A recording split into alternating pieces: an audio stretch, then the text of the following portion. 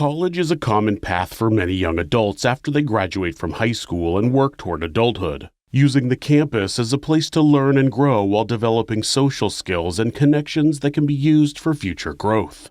There are colleges and universities around the world that are there to educate people for either a career or simply to better themselves. People go to college expecting to learn a skill that will improve their life. Sometimes, though, they learn just how dangerous other people can be.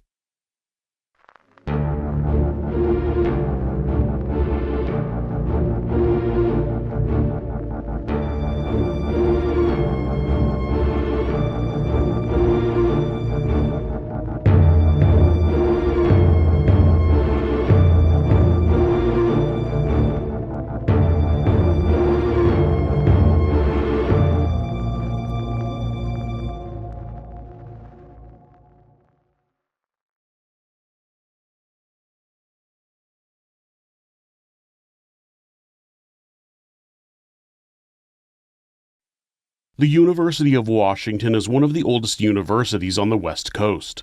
The school was founded in 1861, and at the time, the population of the Puget Sound region was mainly men. The industry was predominantly logging, and there wasn't much in the area that attracted women.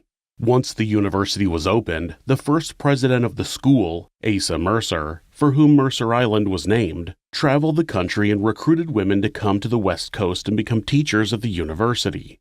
The University of Washington Department of Agriculture was founded in 1889 after Congress passed a legislation to establish a national network of colleges devoted to agriculture and mechanics. They focus on practical studies related to crop and livestock production and farm life, looking to understand the underlying biological processes. In the early morning hours of May 21, 2001, a device, which consisted of a digital alarm clock wired to a 9-volt battery and a model rocket igniter, was placed in a filing cabinet in the offices of Professor Toby Bradshaw. Tubs of gasoline were then placed near the cabinet and the timer on the bomb was set. At about 3 a.m., a security guard on campus reported seeing billowing smoke and flames rising from the Horticulture Center's roof. Firefighters responded to the blaze. It took firefighters 2 hours to put out the fire. The office where the fire started was burned down to the framing, and significant damage had been done to the central hall of the building as well as several botany labs. On May 31st, members of the Earth Liberation Front claimed responsibility for the attack. The Earth Liberation Front, or ELF, is a group of autonomous individuals or cell groups that, according to the ELF press office, use economic sabotage and guerrilla warfare to stop the exploitation and destruction of the environment. The ELF was classified as the top domestic terror threat in the United States by the Federal Bureau of Investigation in February of 2001, and its members are classified as eco-terrorists. The motivation for the arson was rooted in suspicions by the ELF that Professor Bradshaw, a plant geneticist, was engaging in experiments funded by the industry to produce genetically engineered trees. The ELF claimed that the professor, quote, continues to unleash mutant genes into the environment that is certain to cause irreversible harm to forest ecosystems. As long as universities continue to pursue this reckless science is in quotes, they run the risk of suffering severe losses. Our message remains clear. We are determined to stop genetic engineering. Hopefully they don't eat seedless watermelons. Professor Bradshaw responded that while he had considered doing genetic research, at the time he was doing experiments on transgenic tissue samples from poplar trees, a fast-growing species that he hoped could conceivably be used to reduce the need to log natural forests if raised privately on plantations to produce pulp. He said, quote, I have never genetically engineered a tree, much less released one into the environment. He went on to explain that of the 80 samples of poplar he had been working with since 1995, none had ever left the laboratory.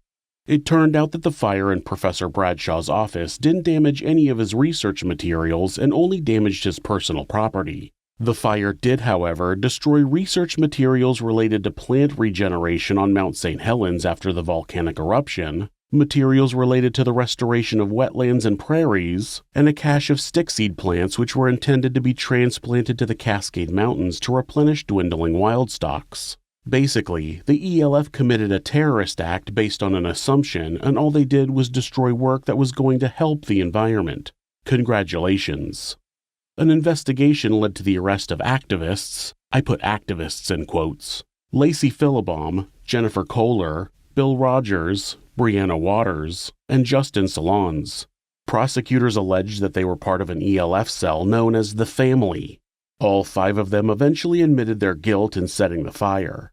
Lacey Firebomb and Jennifer Kohler made an agreement to assist prosecutors in exchange for reduced sentences. Bill Rogers was charged with 1 count of arson but ended up committing suicide in his jail cell by asphyxiating himself with a plastic bag. Brianna Waters was sentenced to 6 years in federal prison and to pay $6 million in restitution. Justin Salons pleaded guilty to planning the UW arson and was sentenced to 7 years in prison. A new horticulture center was later rebuilt in 2004, costing approximately $7.2 million. When you step onto the campus for the first time, you'll probably be excited to start a new chapter in your life. Just understand that your college education will also come with a life course in how terrible humans can be. Thanks for letting us tell you this sinister story. If you enjoyed it, subscribe on whatever platform you're on and hit like, rate it, or leave a comment. Join us next week where we'll take you somewhere sinister.